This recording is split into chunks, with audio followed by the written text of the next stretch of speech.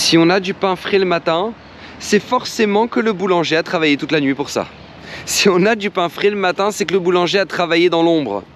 Eh bien, n'oubliez jamais que c'est la même chose dans notre vie.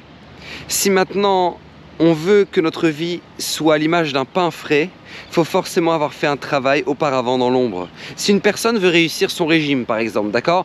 Eh ben, ça ne va pas dépendre du moment où elle va être au restaurant avec tous ses amis et elle va dire « Oh non, non, moi je prends une salade parce que je suis au régime ».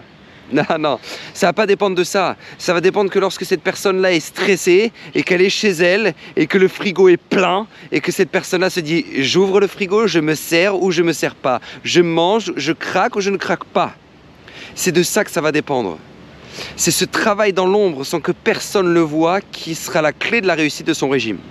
C'est la même chose dans tous les domaines de notre vie. Si maintenant on veut un shalom bayit extraordinaire, on veut du pain frais, Baruch Hashem, que maintenant il y ait une bonne entente, il y ait de l'écoute, il y ait du partage, il y ait du respect, c'est forcément qu'il y a eu un travail qui a été fait dans l'ombre. Que lorsque maintenant la personne va rentrer chez elle, avant de rentrer chez elle, elle se prépare. Elle se dit pourquoi je rentre chez moi? Qui m'attend chez moi?